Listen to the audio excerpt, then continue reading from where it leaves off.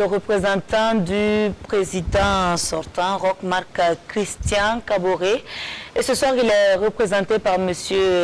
Clément Sawadogo. Vous les voyez en tout cas qui viennent tout doucement vers notre studio. Et juste à côté de Clément Sawadogo, nous avons M. Moussa Zerbo, représentant donc du candidat de l'UPC Zéphirin Diabré. Et nous avons également M. Karim Sinaré, qui est le représentant de M. Gilbert Noël Ouedraogo, candidat de l'ADF RDA. Bonsoir messieurs, merci de vous installer. Bonsoir. Bonsoir.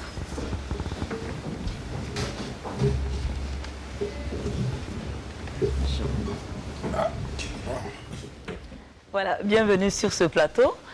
Alors, une question pour vous permettre de vous installer. Comment est-ce que vous avez apprécié cette journée électorale? Je m'adresse donc à M. Zerbo de l'UPC. Bien, merci pour l'invitation et l'honneur que vous nous donnez de nous adresser à nos électeurs. Bon, il faut dire de façon générale, il n'y a pas eu d'incident qu'on pourrait appeler très majeur. À la seule différence que nous avons constaté qu'il y a eu beaucoup de manquements aussi quant au plan organisationnel. Parlant de plan organisationnel, il s'agit notamment des heures de début. Lorsqu'un bureau de vote doit ouvrir à 6 heures et qu'on l'ouvre à 16 heures, vous voyez qu'il y a véritablement un problème. Et lorsqu'on ouvre un bureau de vote, on se retrouve sans documents. Les électeurs sont là et il n'y a rien au niveau des membres du bureau de vote. Il y a véritablement un problème à ce niveau. Autre difficulté qu'on a rencontrée, des bulletins pour les présidentielles qui se trouvent dans le bureau de vote et il n'y a pas pour les législatives et aussi des bureaux de vote pratiquement qui n'ont pas été retrouvés et ces électeurs avaient pourtant les cartes d'électeurs en main et ils n'ont pas pu voter jusqu'à l'heure où nous vous parlons. Donc ça, c'est des incidents qui sont arrivés, mais qui sont vraiment à déplorer. Nous pensons que les Burkinabés ont été privés de leur droit, en tout cas de pouvoir s'exprimer, pour ce qui est de l'intérieur à l'intérieur du pays. Donc, de façon générale, à l'extérieur, bon, on n'a pas eu beaucoup de griefs, mais à l'intérieur, il faut relever cela. Il y a un autre fait qu'il faut relever. Il y a eu quand même un peu de remue-ménage, ce qu'on pourrait appeler un peu de fraude. À la limite, ça, il faut avoir le courage de le dire. Il y a eu un peu de cas de fraude. On va revenir sur cette question voilà. Parce que l'opposition en a parlé avant ce scrutin. On va revenir sur cette question en long et en large. Monsieur Sawadoro, qu'est-ce que vous, au niveau du MPP, vous faites comme appréciation du déroulement des deux scrutins? Le MPP considère que le peuple burkinabé est en train d'écrire une nouvelle page blanche de son histoire avec cette élection qui était attendue au regard des enjeux multiples et qui devait se dérouler aussi dans un contexte assez particulier. Mais aujourd'hui, on se rend compte que il y avait un défi sur les questions sécuritaires, mais aussi bien la campagne électorale que dans le déroulement même des élections, de l'élection aujourd'hui, il n'y a pas eu de couac au niveau purement sécuritaire en ce qui concerne les acteurs politiques. Vous vous rappelez bien, il y avait beaucoup de craintes. Dieu merci, on peut en tout cas dire que c'est un pari ici pour les forces de défense et de sécurité, parce que ce n'était pas si évident que cela. Nonobstant les difficultés qu'a relevé Moussa. Oui, alors maintenant sur le plan organisationnel, là aussi je dois dire que dans l'ensemble, c'est une organisation réussie. Il y a des insuffisances, comme toute élection du reste. Pour ceux qui ont eu l'habitude des élections dans notre pays, ce qu'on a constaté ce matin a toujours été constaté dans toutes les élections qu'on a organisées au Burkina Faso, c'est-à-dire déploiement un peu lent de certains matériels, manque de certaines fiches ou de bulletins qu'il faut rattraper au fur et à mesure qu'on avance dans le processus, dans la journée. Et je pense que c'est ce qui a été fait.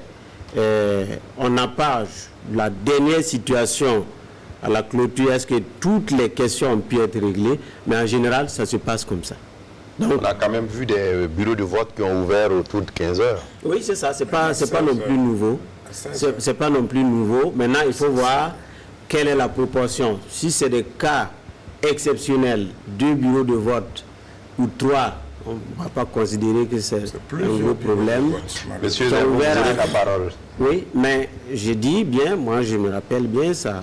C'est vraiment, c'est arrivé aussi dans d'autres consultations. Mais en tout état de cause, ce sont des failles qu'il faut noter et que l'on peut en reprocher à la CENI. Mais je pense qu'il faut aussi voir un peu le poids, la charge que la CENI avait dans l'organisation de cette élection, qui était quand même assez difficile. Et quand c'est une élection couplée en plus, ça multiplie aussi les risques d'insuffisance matérielle à ce niveau. Alors, Fousseyni, si vous le permettez, moi j'aimerais bien m'engouffrer un peu dans la brèche sécuritaire que vous venez d'ouvrir avant de passer la parole à l'ADF RDA. On a vu le cas de Tangaï, à 15 km de Waïguya, où en tout cas les membres du bureau de vote ont carrément refusé d'ouvrir parce qu'ils craignaient pour leur sécurité. Il n'y avait pas en tout cas de forces de défense et de sécurité. Il semble que le nombre était insuffisant, ils avaient préféré faire des patrouilles plutôt. Alors, qu'est-ce qui s'est passé? Est-ce que ça n'a pas été prévu ou qu'est-ce qui s'est passé? On n'a pas trop compris ce qu'il y a. Je ne saurais vous le dire, puisque là, il s'agit d'informations au plan sécuritaire. Je ne sais pas ce qui s'est passé exactement, mais j'imagine bien que dans des zones où la menace est assez forte, qu'il puisse avoir effectivement ces situations-là.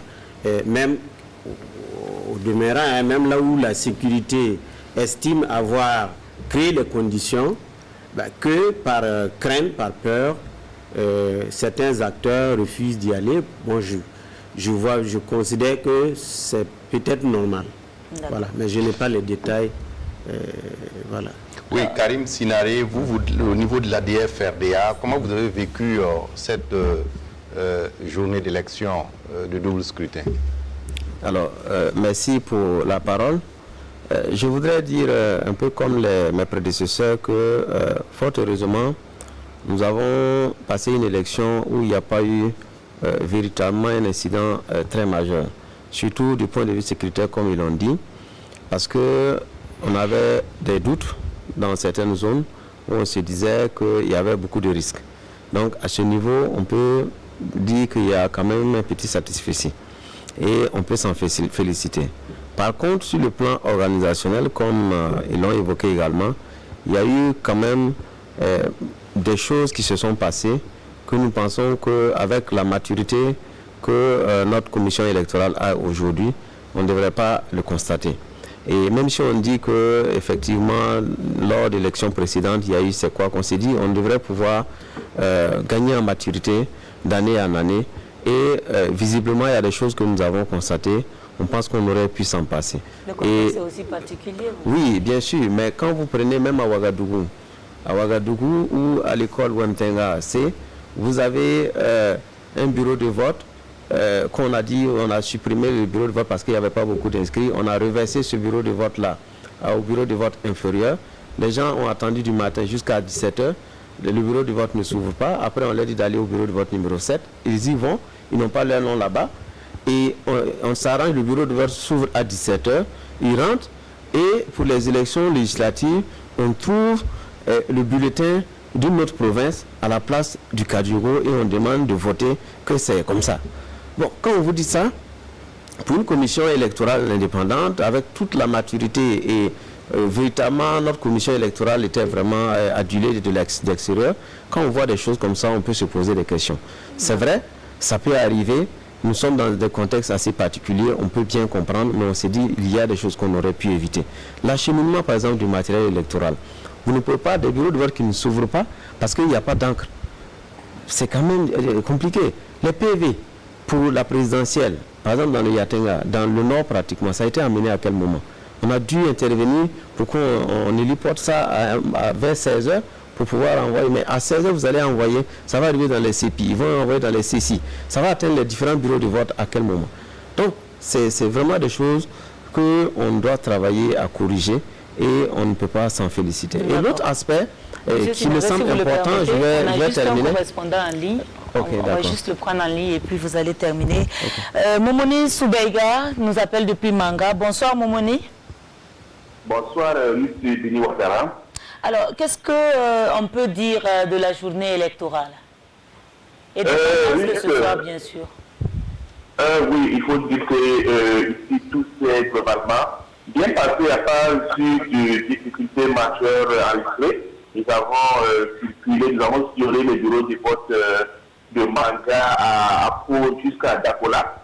Et nous sommes revenus ce soir à Manga pour suivre les dépouillements.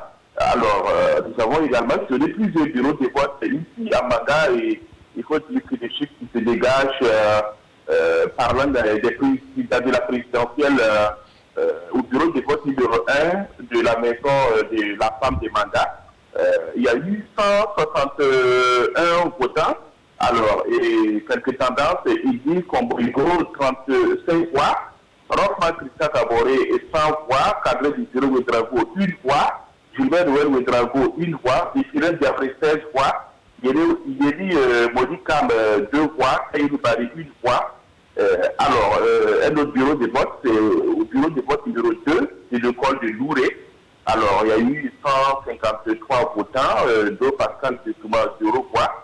Eli Komboigo, 70 voix, Rochman Christian Kaboré, 56 voix.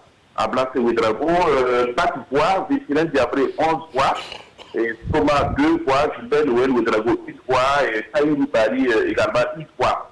Alors, à l'école évangélique de Manga, au bureau de vote numéro 3, alors, nous avons Sassambelo, 0 voix Edi, Komboigo, 33 voix, Rochman Christian Kaboré, 36 voix, Vichyren Diabré, 23 voix, Cadre Destiné Ouedraogo, 2 voix, Yéli Modi Kam, 0 voix, Kaïrou Bari, 0 voix, et donc Pascal Tessouma, 0 voix. Toujours à l'école évangélique, au bureau de vote numéro 4, vous avez Eli Komboigo, 92 voix, Maître Farama, 0 voix, Rochman Christian Kaboré, 64 voix, Professeur Thomas, 0 voix, Cadre du bureau Ouedraogo, 1 voix, Ablasse Ouedraogo, 1 voix, Zida, 8 voix, Vichyren Diabré, 54 voix, Gilbert Noël Ouedraogo, 1 voix, et Kaïrou Bari, 1 voix également. Alors, toujours à l'école évangélique, au bureau du vote numéro 1, il y a eu 134 votants. Alors, au Christian Kaboré totalise 69 voix, Eli Komboigo 52 voix, Cadre du bureau Ouedraogo 1 voix, Gilbert Noël Ouedraogo 1 voix, Yéli Kam 2 voix, Kaïrou Bari 1 voix, Thomas 1 voix, Vichyren Diabré 26 voix, Ablasse Ouedraogo 1 voix. Alors, cette fois-ci, c'est les législatives, toujours à l'école évangélique, le MPF a 1 voix, le MCF 2 voix, la NAFA 1 voix, le CDP a 42 voix, l'UPC a 18 voix, le MCP 56 voix, le LTD 0 voix, PDC 1 voix, et LPT 1 voix, ODT 0 voix, ADT 0 voix, et pour terminer, le RIT, c'est au bureau du vote numéro 3, les législatives toujours, alors le MPP totalise 39 voix, le CDP 35, l'UPC 13 voix, le FPR 1 voix, l'APD 1 voix et LPR 1 voix. Alors voilà, ce sont les tendances dont on dispose pour l'instant ici à Manga. D'accord. Merci bien Momoni Soubeiga. On vous retrouvera incessamment au cours donc, de cette nuit électorale. Voilà, nous revenons sur le plateau avec M. Sinari. On vous permet oui, je termine sur le décryptage par rapport à la situation que nous avons vécue aujourd'hui. Je dois dire qu'il y a un fait quand même interpellateur. C'est par rapport au nombre de communes qu'on avait décidé à laquelle on ne pourrait pas organiser d'élections. Parce que le code électoral a été modifié effectivement pour permettre de prendre en compte ces cas de figure-là. Et on avait pu arrêter qu'il y a 15 communes au Burkina où on ne pouvait pas faire d'élection. Alors aujourd'hui, avec ce qui nous revient, on est à plus largement au-delà des 15 communes Et je ne sais pas comment cela va se passer. Je ne sais pas si un rapport a été fait au Conseil constitutionnel et qu'ils ont constaté que ces élections ne pourraient pas se dérouler dans ces communes, ou bien comment ça va se passer, parce que ça peut poser d'autres problèmes par la suite. Donc tout ça, c'est des faits que nous observons, nous relevons. On n'accuse personne, mais en réalité, on doit reconnaître qu'il y a des failles, il y a eu des failles que nous devons travailler à corriger pour les fois prochaines. Oui, Clément Sawadogo, on revient à vous par rapport aux difficultés qui tentent de relever sur ce plateau et compte tenu également de l'acheminement du matériel. Ce n'est que la journée d'aujourd'hui qu'on s'est rendu compte que des hélicos existent dans ce pays. On aurait pu le faire 2 ou 3 jours avant. Ben oui, certainement. C'est une question à poser à la CENI, pas au MPP, puisque c'est du domaine vraiment de l'organisation matérielle et la CENI dispose en principe de tous les moyens aériens et autres et pour pouvoir acheminer le matériel. Et je pense qu'effectivement, elle a dû aujourd'hui, en tout cas hier et aujourd'hui, faire usage de ces moyens aériens. Maintenant, pourquoi certains matériels n'ont pu être acheminés qu'aujourd'hui, je ne saurais vous le dire. Ça, c'est vraiment du ressort de la CENI. Oui, Ruth. Alors, voilà, on va revenir également sur cette question de la fraude dont vous avez parlé. Vous avez déposé plainte contre X. C'est ce que l'opposition a dit. Oui, oui. Si vous avez suivi, par exemple, au niveau du Boulkemde, dans la commune de Bingo, plus précisément le village de Zinkomzougou, on a quand même appréhendé des personnes qui avaient des bulletins prévotés. Donc des plaintes ont été déposées justement contre ces personnes. À Boromo, dans les Balais, des femmes ont été filmées, et ça c'est des supports que nous avons déposés également auprès de la gendarmerie, qui sont dans les achats de cartes d'électeurs moyennant de l'argent. Et ça c'est de façon générale sur l'ensemble du territoire. À quelle fin le MPP, je précise, faisait cela? Nous nous sommes posés des questions et tous les Burkinabés se sont posés des questions. Et du coup, il y a beaucoup de gens aussi qui se sont retrouvés aujourd'hui sans leur carte d'électeur, après avoir remis les cartes et puis pris les 2000 francs. C'est à quelle fin, nous ne savons pas. Et dans des bureaux de vote, par exemple, on a pu appréhender une personne qui est entre les mains des forces de l'ordre, qui allait voter justement avec un bulletin dont il n'était pas le propriétaire. On a vu tous ces cas-là. Tout ce que je dis, c'est des cas avérés que je suis en train de vous dire, et il y a eu des plaintes en bonne et due forme. Et le cas le plus patent, ça c'est personnellement, je l'ai vécu à Boromo, lorsque un représentant de l'UPC a été sérieusement molesté. Il a été molesté par 2 éléments qui ont été envoyés par un chef, sous prétexte que ce dernier serait rentré dans son village et qu'il s'est comporté comme s'il était le chef de village et qu'il n'est pas venu lui demander l'autorisation pour pouvoir aller se mettre dans un bureau de vote. Et j'ai même posté l'image sur les réseaux sociaux et il y a eu des personnes qui sont venues à moi et ils sont allés à la source. La plainte aussi a été déposée à ce niveau, au niveau de la gendarmerie à Boromo. Donc l'intéressé se nomme Gonsere Sadat. Certains ont dit parce qu'il portait un tricot orange. Je suis désolé, nous avons une maison de téléphonie qui est orange, dont les t-shirts sont orange, qui ne répondent pas forcément du MPP. Moi, je suis libre de porter un t-shirt orange si ça me convient. Et également, nous avons notre pays frère qui est là, qui a ces jeux de maillot, les éléphants, qui portent de l'orange. Ce n'est pas parce que X a porté orange d'office qu'il est militant du MPP ou bien qu'il est militant de tel ou tel parti. En fait, c'est des réactions que j'ai eues sur la page. J'ai une page certifiée qui est officielle. Je l'ai mise dessus.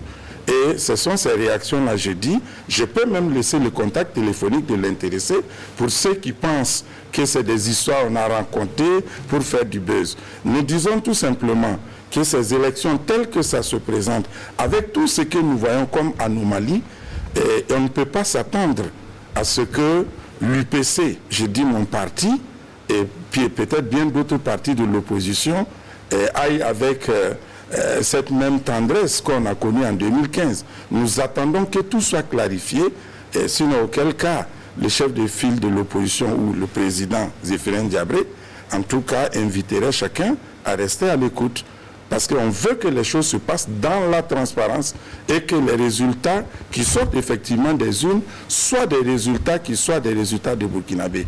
Donc il est impensable et avec les tendances que nous tous nous entendons, aucun parti ne peut se targuer de faire un coup KO au Burkina ici. C'est un leurre, c'est un rêve. Si vous le permettez, justement, ce qui inquiète les observateurs, c'est quand vous dites à tout un chacun de rester à l'écoute, alors que si, comme vous le dites, ce sont des fraudes avérées et que vous avez les présumés coupables, alors il faut laisser la justice faire le travail. Nous parce ne que là, laissons la vous ne justice. semez pas des germes dans le cœur. Non, pas du tout. Nous ne semons pas des germes, je m'explique et je le dis. Vous voyez d'abord que dans un premier temps, le président de la CENI s'est permis de dire qu'il était prêt à donner les résultats immédiatement le lendemain. Alors que lors du dialogue politique, et ce qui est prévu dans nos textes, c'est une semaine après. Quel est cet empressement qui peut nous amener à donner les résultats le lendemain? Étant entendu qu'on a convenu aussi bien des transmissions des résultats dans un premier temps par VSAT, même si cela n'arrive pas, et le comptage manuel. Et si quelqu'un, pendant que les urnes même n'ont même pas, avec tout ce qu'on a connu, est-ce que vous pensez que techniquement, il est possible pour une CENI qui a eu des difficultés pour même transporter du matériel, de pouvoir donner des résultats le lendemain? Donc c'est là nous disons, il faut la prudence. C'est ce que nous avons dit, la prudence. Et c'est là nous avons dit que nous n'allons pas accepter des résultats qui n'obéissent pas à ce que la classe politique a arrêté. Donc c'est dire que si demain quelqu'un sortait pour nous dire voici ce sont les résultats, là nous ne savons pas d'où la personne sort ces résultats. Avant de permettre à Clément Sawadgo, je voudrais vous demander, en 2015 il y a eu coup KO, pourquoi pas un coup KO aujourd'hui? Vous le dites si bien, en 2015, vous avez dit qu'il y a eu coup KO. Ça, nous pouvons dire que nous sommes retrouvés dans une situation plus ou moins où c'était une première fois pour nous d'aller à des élections couplées. Ça, vous convenez avec moi, un. Et de deux, nous sortons d'une situation où il y a certaines choses qui avaient été prédites. Et chacun a voulu jouer justement bas la terre, de sorte que nous allons dans un certain sens. Ça, il faut qu'on le reconnaisse aussi. Le coup KO dont il est question, si vous prenez ne serait-ce que les résultats de 2 candidats seulement en 2015 et aujourd'hui avec l'ensemble de l'opposition politique, il est techniquement inimaginable. Et avec les résultats chaotiques que nous avons constatés avec cette gestion du MPP, le peuple burkinabé ne peut pas faire cette confiance pour leur permettre de faire ce coup KO-là. C'est impossible puisque vous constatez avec nous que ce soit sur le plan sécuritaire, que ce soit sur le plan économique, que ce soit sur le plan social, nous avons vu qu'à tous les niveaux, on a fondé l'espoir en 2015 à un parti. Et je crois que cet espoir-là s'est envolé aujourd'hui. Tout à fait. Oui, alors, M. Zerbo, on va permettre à M. Clément Sawadougo quand même de pouvoir intervenir parce que le MPP est interpellé dans ses propos et vous êtes sur ce plateau et on vous permet de pouvoir, à votre tour... Non, je pense que nous devons tout simplement demander à M. Zéphirin Diabré et à M. Zerbo d'être des démocrates. En démocratie, personne ne peut fixer à l'avance les résultats d'une élection. Ce n'est pas possible. Mais vous parlez de coup KO. J'ai le droit de... Je pense que j'ai la parole. Non. Mais c'est juste une décision. Vous parlez de coup KO, donc vous avez déjà fixé les résultats avant de parler. Dans notre campagne électorale, nous avons prêché le coup KO à nos militants. Comme vous aussi, vous avez déclaré partout que vous allez être installé à Kosiam. Après, voilà. C'est clair là. Ça, c'est la campagne électorale. Mais de là à dire, au moment même où on est en train de publier les résultats, qu'il n'est pas possible qu'un coup KO s'opère en prenant comme base d'appréciation les tendances de 2015, c'est une analyse statique. Statistiquement, ça ne peut pas se faire ni politiquement, parce que la situation de 2015 est évolutive. Il y a 5 ans, un écart de 5 ans. Vous évoquez le fait qu'il y a une gestion chaotique. C'est votre appréciation, mais c'est quand même le peuple qui apprécie si c'est chaotique ou pas. Si le peuple dit, nous avons vu un président responsable, un président serein, un président agressé, victime, qui s'est quand même battu pour faire des réalisations pour le peuple, et donc nous allons en raison de cela lui confier un deuxième mandat, qu'avez-vous à dire? Donc laissez tout simplement la tendance avancer et la CENI qui est habilitée à prononcer les résultats le faire, et puis voilà, tout le monde saura s'il y a coup KO ou pas. Oui, il parle également de velléité de fraude. Alors pour les fraudes, bon, ça aussi c'est dans leurs habitudes. L'épouvantail de fraude fait partie des méthodes des Zéphirin Diabré. En 2015, il a dit des cartes d'électeurs étaient produites en quantité impressionnante à Ouagadougou. On a cherché, personne n'a jamais trouvé ces cartes d'électeurs. C'est tout comme cette année, sur le fichier électoral. Ah, il y a des fraudes. Pour cela, on va exiger, s'il n'y a pas d'audit, on n'irait pas aux élections. Finalement, l'audit a montré quoi? Quelle fraude? Ah oui, alors aujourd'hui, il n'y a pas de fraude. L'audit a été... Il y avoir des preuves. De quoi? Les doublons, mais ça c'est des doublons qu'on expurge. C'est dans la procédure normale. Alors ensuite, vous parlez de cartes d'électeurs qu'on a achetées un peu partout. Non, franchement, ça n'a pas de sens. Vous allez acheter les cartes d'électeurs, vous en faites quoi? Pour empêcher les gens de voter? Si vous le faites pour 100 personnes, ça va être hybridé. Vous ne pouvez pas le faire pour des milliers, des millions. Ce n'est pas possible. Donc, franchement, et nous, l'information que nous avons, puisqu'il parle de Boromo, ce n'est pas exact. Puisque nous sommes allés à l'information, on a cherché à comprendre, ça n'a rien de vrai. C'est des trucs qu'on fabrique pour jeter, pour préparer peut-être des crises post-électorales, justifier l'injustifiable. Mais c'est pour ça que j'ai dit, il est bon qu'on reste dans la démocratie. Vous savez, si c'est appelé les militants, quoi là, vous en avez autant que les autres. Je pense que... Alors, Clément, on va aller vers Kaya, où Caroline Ouaré nous attend. Juste après la Caroline, le bulletin prévoté, il faut qu'on dise... On vous permettra, M. Sawadougou, de pouvoir réagir sur la question du bulletin prévoté. Mais on permet à Caroline Ouaré, qui nous attend du côté de Kaya, dans le San Matenga. Caroline, bonsoir. Caroline est partie. Ruth, on permet à M. Sawadougou quand même de pouvoir répondre et ensuite on redonne la parole à M. Moi, je ne sais pas comment on peut faire usage du bulletin prévoté. Parce que si vous avez un bulletin prévoté, vous arrivez au moment du vote, mais il faut le paraphe sur le bulletin. Comment vous allez faire? Ce bulletin va être nul, forcément. Bon, je ne sais pas où on trouve ces choses. Ils ont des preuves.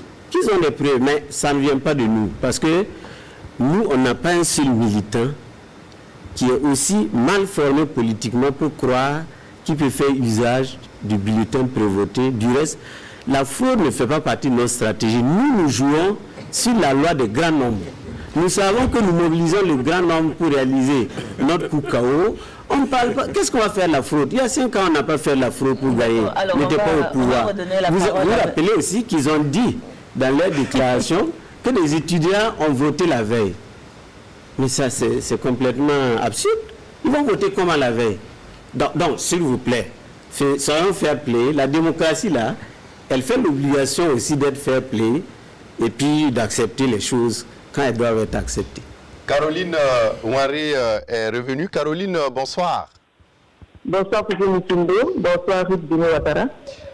Comment les choses se passent du côté des Kaya dans le San Matenga? Alors, les choses se passent très bien du côté du San Matenga, où nous sommes présentement à Kaya précisément. On peut dire que l'ouverture des bureaux de vote s'est passée à 6 h du matin sans encombre aucun. Et la clôture, à 18 h. Et nous avons eu le privilège de pouvoir assister à quelques dépouillements dans quelques bureaux de vote. Et je vais tout de suite, sans tarder, vous donner les tendances que nous avons pu dégager grâce aux faits de résultats que nous avons pu avoir avec les membres des bureaux de vote.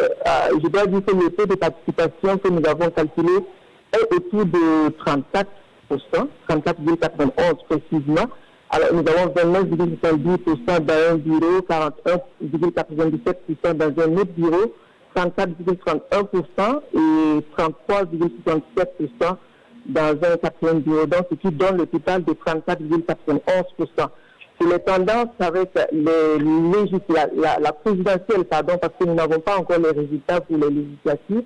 Dans les tendances pour la présidentielle, nous avons Roch-Marc Christian Kaboré, qui est suivi de Katia Désiré Ouédraogo, ensuite de Eddy Kombo-Ego et de Zéphirin Diabré. Pour vous donner la précision, il faut dire que dans un bureau, sur 115 de suffrages exprimés, mais nous avons 12 pour Eddy Kombo-Ego, 43 pour Katia Désiré Ouédraogo, 2 pour Zéphirin Diabré, 49 pour Roch-Marc Christian Kaboré. Alors, dans l'autre bureau, nous avons 99 suffrages exprimés avec 10 pour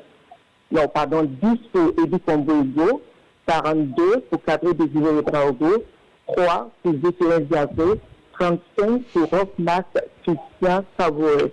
Dans l'autre bureau, nous avons 117 suffrages exprimés avec 23 pour Kombo-Ego et Eddy, 34 pour Ouédraogo, Désiré Kadré, 7 pour Zéphirin Diabré, 48 pour Roch-Marc Christian Kaboré. Et enfin, sur le dernier bureau, nous avons 101 suffrages exprimés, 10 pour Kombo-Ego et Eddy, 40 pour Katia Désiré Ouédraogo, 5 pour Zéphirin Diabré, 41 pour Roch-Marc Christian Kaboré. Voilà donc un peu pour le point. C'est une tendance que j'ai essayé de dégager pour vous avec mon équipe Jean-Yves Bayala, Jacques Kaboré. Et bien sûr, nous avons les téléspectateurs qui nous suivent passionnément depuis notre petit écran ici à Kaya. Je vous remercie et bonne suite sur votre plateau. Merci à vous, Caroline Ouaré. Ruth, on revient donc sur ce plateau. Monsieur Zerbo, vous parliez tout à l'heure des résultats au niveau de la CENI. Vous estimez que la proclamation pourrait être précipitée. Est-ce que si la CENI également prenait le temps que vous souhaitez pour publier les résultats, vous n'allez pas également estimer qu'il y a un risque de tripatouillage? Non, pas du tout, puisque nous avons préconisé 2 voies. Nous avons dit les transmissions électroniques des résultats et il y a le comptage manuel. La preuve en est que, de par le passé, une fois que les élections sont terminées, les bulletins qui sortent des urnes sont brûlés sur place. Mais le nouveau code prévoit que ces bulletins-là reviennent intégralement. C'est pour permettre justement de pouvoir compter manuellement et de pouvoir confronter avec les résultats électroniques. Donc c'est pour cela que nous avons dit, sans avoir confronté les 2 méthodes qui ont été arrêtées, il serait très hasardeux de se précipiter et de donner des résultats sur une base qui n'a pas été, confrontée à l'autre réalité. Maintenant, là où je dis et je répète qu'il ne peut pas avoir de coup KO chez nous ici, lorsque vous prenez aussi bien, on a les résultats d'autres localités aussi. On a les résultats de l'extérieur. Au vu de ces réalités-là, lorsque... les résultats. Je dis, non. En fait, mais je dis qu'il ne peut pas avoir de coup KO. Et j'insiste, je vous le dis, ce serait utopique de penser à cela. Et s'il arrivait, c'est le peuple qui aurait décidé. Mais en attendant, il ne peut pas avoir de coup KO. C'est un débat inutile. D'accord. Selon vous, pour nous, c'est important. Pour nous, c'est très important. Oui, monsieur Zerbo, vous permettez également à monsieur Karim Sinaré de l'ADF-RDA qui représente le candidat Gilbert Noël Ouédraogo sur ce plateau de réagir par rapport à tous ces échanges. Oui. Alors, non, je voudrais juste dire que par rapport au cas de fraude dont on parle, alors, même si... on n'aime pas l'employer le mot fraude, mais il faut reconnaître qu'il y a des pratiques qui y ressemblent fortement. Parce que la question d'achat de cartes d'électeurs nous a été notifiée depuis longtemps. C'est-à-dire sur le terrain, les gens nous appellent, écoutez, dans telle localité, les gens sont en train d'acheter les cartes d'électeurs, des femmes sont en train d'acheter les cartes d'électeurs des paysans, on ne sait pas c'est pour faire quoi. Alors, on essaie de remonter. C'est très difficile. Et aujourd'hui, vous avez vu, on a pu filmer des gens qui sont en train de récupérer des cartes d'électeurs, moyennant des sommes qu'on donne à des gens. Si ce n'est pas pour faire, oui, non, bien sûr, il y a la preuve. Non, on essaie d'expliquer. En fait, le problème, ce n'est pas de dire que ça entache la sincérité du scrutin ou pas. Mais nous, on se pose des questions de savoir, dans une élection qu'on est en train d'organiser, on a, la CENI a permis aux gens d'avoir leur carte d'électeur. Quand d'autres personnes se retrouvent avec plus de 10 cartes d'électeurs en main, on se demande, il n'est pas un membre de la CENI, qu'est-ce qu'il fait avec ces cartes d'électeurs? Et ça, c'est légitime, il faut qu'on se pose des questions. Si quelqu'un récupère les cartes d'électeurs des citoyens, on le prive. A ouvert une permanence. Oui, mais c'est bon qu'on le signale. Est-ce que vous l'avez saisi pour ces cas de fraude ou de velléité de fraude que vous avez remarqué? Non, nous sommes au CEFOP et la plainte a été déposée en bonne et due forme. Mais c'est dans le débat, nous sommes en train d'expliquer que lorsque nous parlons de cas de fraude éventuels, ce n'est pas des mots en l'air. C'est pour dire qu'il y a des faits qui ont été posés et nous, on se pose des questions. Quand on part acheter des cartes d'électeurs, si ce n'est pas pour aller faire de la fraude, ça y ressemble fortement. En fait, voilà le hic en fait. Finalement, à travers les différents propos, on a le sentiment que c'est le MPP seul qui a intérêt à frauder. Mais ce qu'on a appris, c'est les militants du MPP qui achètent les cartes. On permet à Viviane Tiendrebego, Monsieur Savadogo, on vous permettra de réagir. C'est vrai que le débat est déséquilibré 2 contre 1.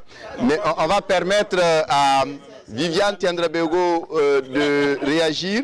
Viviane, vous êtes à Koudougou et dans le centre-ouest aujourd'hui. Est-ce que à l'heure où nous parlons, vous avez des tendances pour nous? Oui, bonjour Fousseni, bonjour à tous.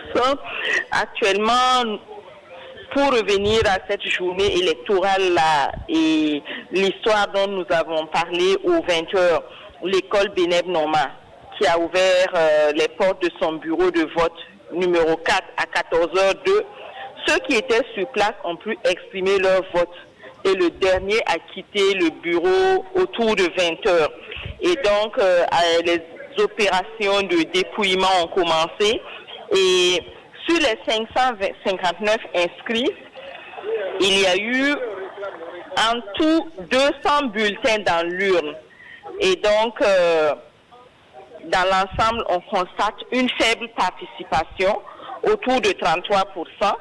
Et ce qu'il faut noter, c'est que les femmes sont très peu sorties.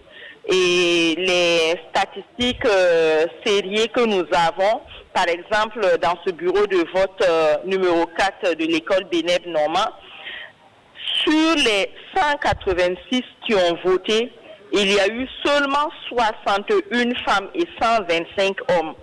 Ça, c'est ceux qui sont inscrits. Ceux qui ont voté par dérogation, il y en a eu 14, dont 4 femmes et 10 hommes. Et donc, c'est certainement un appel à lancer aux politiques. Pourquoi les femmes qui sont réputées être celles qui votent le plus maintenant ne sont pas sorties cette année? C'est une question que l'on se pose. Et donc, actuellement, nous sommes au siège de compilation des résultats de la commune de Koudougou et les premiers résultats, ça tombe vraiment au compte-gouttes et un trio se dégage, le candidat sortant Roch Kaboré, le candidat du CDP Edi Komboego et le candidat de l'UPC Zéphirin Diabré. Merci à vous, Viviane Tiendrebego. On vous retrouvera certainement au cours de cette nuit électorale pour d'autres informations et d'autres échos dans le centre-ouest et à Koudougou précisément. Karim Sinaré était en train de parler. Oui. Non, je voulais juste dire que nous ne sommes pas en train d'accuser ou de vouloir faire le débat 2 contre 1. Mais nous sommes en train de poser des faits qui se sont déroulés. Maintenant, qu'on dise que les cartes qui ont été récupérées n'ont pas servi, parce que nous-mêmes, on ne sait pas vraiment ce qu'on peut en faire. Voilà. Seuls ceux qui ont récupéré les cartes savent pourquoi ils ont récupéré. On ne peut pas aussi récupérer les cartes comme ça pour rien. Si ce n'est pas de la méchanceté, empêcher les gens d'aller voter. Oui, voilà. Monsieur, donc c'est des faits, on les pose, et puis... Il va juste répondre. La question Au niveau du MPP, nous sommes clairs. Celui qui est pris en possession de carte d'électeur, de carte d'électeur, il doit être purement et simplement, il doit répondre purement et simplement devant qui de droit. C'est clair, c'est net, parce qu'au niveau du MPP, nous n'avons donné d'instruction à personne de se livrer à ce type, à ce genre d'acte. Maintenant, si quelqu'un d'aventure, parce que moi je n'y crois pas, je ne sais pas trop qu'est-ce qu'on va faire de ces cartes. Si quelqu'un néanmoins d'aventure a effectivement posé ce type d'acte, qu'il en réponde. Je dois préciser qu'au niveau de la direction nationale de notre parti, nous avons même fait une circulaire pour dire à tous nos militants que nous ne voulons pas entendre que quelqu'un s'est livré à une quelconque velléité de fraude. On peut vous communiquer cette circulaire-là. Donc ça vous dit que nous, on ne compte pas sur ça. D'ailleurs, nous ne parlons pas trop de ce que nous-mêmes nous constatons des autres partis, parce que nous sommes un grand parti. Nous, on joue sur un autre terrain. On joue sur le fait de mobiliser des grands nombres. Bon, donc, des reproches sur quelqu'un qui fait des trucs sur 100 voix ou autre là. Sinon, nous avons des choses qu'on peut dire. Oui, mais je vous dis que le candidat, au niveau des balais, a menacé des gens de les déguerpir s'ils ne votent pas pour l'UPC. Mais nous n'en parlons pas, ce n'est pas la peine. Dans la périphérie de Ouaga, dans la périphérie de Ouaga ici, nous savons beaucoup de choses qui se font par des maires qui ne sont pas MPP. Des choses extrêmement graves. Mais nous, on considère que... C'est déjà le cas, c'est ça. Oui. Parce qu'il y a une interrogation très importante. Qui est là en train de critiquer les PCF. Nous, ça ne nous intéresse pas. Voilà, je pense qu'il y a des interrogations qui ont été posées ici. Pourquoi les femmes qui jadis votaient beaucoup ne votent plus? Ces femmes sont dessus de la gestion du MPP. Bon, et je voudrais revenir. Attendez. Non, je ne vais pas revenir à la question. Elles sont pas dessus. On va voir le nombre de femmes. Oui, j'ai la parole. Oui, mais il faut laisser la sujet. Non, attendez. Je vais terminer. Non, s'il vous plaît, permettez-moi. Puisque il a dit tantôt ici que le président qu'il a dit ici, Zéphirin Diabré, a l'art de se plaindre de fraude et tout, mais je voudrais que dans le même temps, je voudrais que dans le même temps, qu'il veuille accepter l'élégance et la sagesse que le monsieur a eu en 2015.